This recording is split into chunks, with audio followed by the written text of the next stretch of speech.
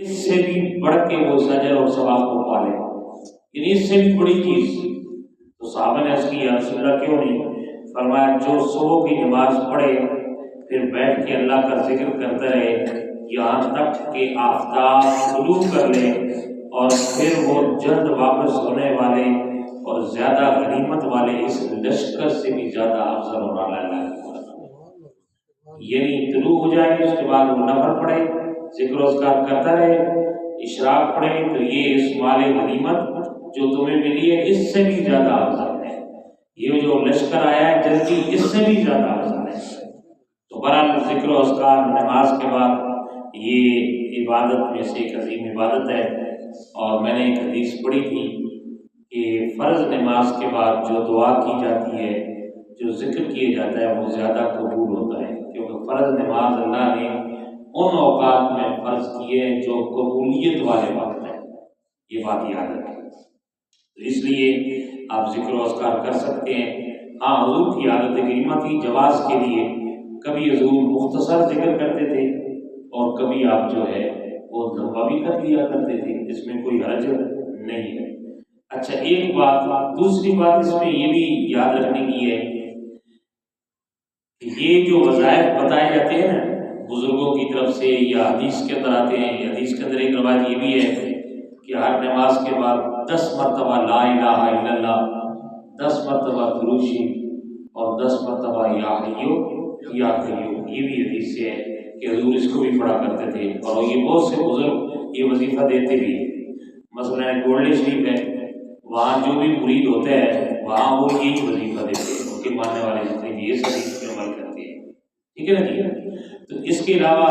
اب سوال یہ ہے کہ یہ 33 مرتبہ 34 مرتبہ یہ جو ذکر ہے یا 10 مرتبہ، یا اس کو مقرر کرنے کا مقصد کیا ہے؟ بندہ زیادہ بھی پڑھ سکتا ہے، کم بھی پڑھ سکتا ہے، 33 سے یا 35 سے۔ تو علماء فرماتے ہیں اس کی حکمت تو اللہ اور اس کا رسول بہتر جانتا ہے، لیکن ایک مثال دے کر علماء نے سمجھائی ہے کہ کچھ عدد ایسے ہوتے ہیں کہ جن کے اندر اللہ تبارک و تعالیٰ نے جو ہے وہ قبولیت رکھی ہوتی ہے، یہ اللہ اور اس کے رسول وقت ہے، لیکن کچھ عدد ایسے ہوتے ہیں کہ اتنی تعداد میں پڑھے جائے تو ان کے اندر اللہ قبولیت رکھ دیتا ہے۔ اس لیے ان نے مثال دی ہے جیسے کہ تالا کھولنے کے لیے چابی ہوتی ہے، اس کے کئی دندانے ہوتے ہیں، 3 دندانوں والی ہوتی ہے، 2 والی ہوتی ہے۔ جو تالا 3 دندانوں سے کھلتا ہے اگر اس کو ایک دان توڑ دیا جائے تو وہ تالا کبھی بھی نہیں کھلے گا۔ یہی علماء فرماتے ہیں کہ یہ جو مخصوص بتایا گیا ہے کہ اتنی مرتبہ بیت کریں، اب اس میں بندہ کہے کہ نہیں جی اتنی بھی کر سکتے ہیں، تو جتنی مرتبہ رسول اللہ نے بیان فرمایا اتنی مرتبہ بیان کریں تو یقیناً اس کے اندر فائدہ بھی ہوگا اور اس کے اندر برکت بھی ہوگی، اور یہ قبولیت والی بات بھی ہے۔ نماز کے بعد کتنا ٹھہرا جائے اس کے اندر مختلف روایات آپ نے سن چکی ہیں کہ کبھی رسول اللہ جلدی آپ جو ہے وہ نماز کے بعد سنتیں پڑھنے کے لیے چلے جاتے اور کبھی آپ ذکر و اذکار کرتے رہتے۔ علماء نے یہ فرمایا کہ جس نماز کے بعد سنتیں پڑھنی ہوتی ہیں اس کے اندر نماز فرض کے بعد مختصر سا ذکر کریں اور سنتیں ادا کریں، اور اس کے بعد کیا کریں پھر آپ ذکر و اذکار کرتے رہیں۔ وہ نمازیں جن کے بعد سنتیں نہیں ہیں، مثلا عصر کے بعد نہیں ہے، صبح کے بعد نہیں ہے، اس کے بعد آپ بے شک نماز کے بعد دیر تک بیٹھ کے جتنا آپ کی طبیعت یا جتنا ماحول ہے آپ ذکر کر سکتے ہیں، کوئی اس میں اندر حرج والی بات تو نہیں ہے۔ تو بہرحال اللہ تبارک و تعالیٰ عمل کی توفیق نصیب فرمائے، اور ذکر و اذکار کلمات و طیبات جو مختلف بیان ہوئے ہیں ان میں سے آپ جو چاہیں اس کو اپنا سکتے ہیں اور اس کو آپ پڑھ سکتے ہیں۔ مقصد کیا ہے؟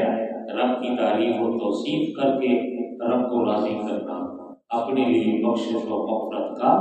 ذریعہ بنانا مقصود ہے۔ یہ جو لوگ سلام پھیرتے ہیں اور فوراً طور پڑھتے ہیں یقیناً یہ رسول اللہ کی سنت کے خلاف ہے۔ آپ اگر نہیں تو کم از کم پیچھے نمازی کا خیال کرنا چاہیے، میں نے کئی دفعہ کہا۔ دوسری بات یہ ہے کہ آپ بیٹھیں کم از کم، اور کچھ نہیں تو آیت الکرسی تو پڑھ لیں، چلو، اور اگر ذکر بلند آواز سے آپ کا مزاج نہیں ہے نہ کریں، جو کرنا چاہتے ہیں کریں، لیکن اور نہیں تو کم از کم آیت الکرسی ایک مرتبہ اس کو ضرور پڑھیں، اور اس کے بعد بے شک جو ہے وہ آپ دعا کریں، اللہ صلاۃ و دعا ثابت ہے، اس کو پڑھیں اور پھر اس کے بعد آپ چلے جائیں نماز میں۔ تو اس لیے یہ بات، ایک بات ضروری بتانی یہ تھی کہ اس سے پہلے میں یہ پورا ہفتہ ہی درس دیتا تھا، لیکن کچھ صحت کی وجہ سے اور کچھ دوستوں نے مشورہ دیا کہ روز روز درس دینے سے لوگ کہیں بور بھی ہو جاتے ہیں، تو کچھ دن اس میں مختصر کر دیے جائیں۔ تو آئندہ انشاءاللہ ہفتے میں 4 دن یہ درس حدیث صبح کی نماز کے بعد ہوگا، جمعے والے دن شروع ہوگا جیسے کہ آج شروع ہوا ہے۔ ہفتہ اتوار یہ 2 دن کو چھٹی ہوتی ہے، لوگ اس میں بیٹھتے ہیں، اور صبح یہ 4 دن انشاءاللہ زندگی میں وہ باقی ہے۔ تو یہ میں چاہوں گا کہ یہ سلسلہ جاری رہے، اللہ تبارک و تعالیٰ عمل کی توفیق نصیب فرمائے اور رسول اللہ کے ارشاد عالیہ کے مطابق زندگی بسر کرنے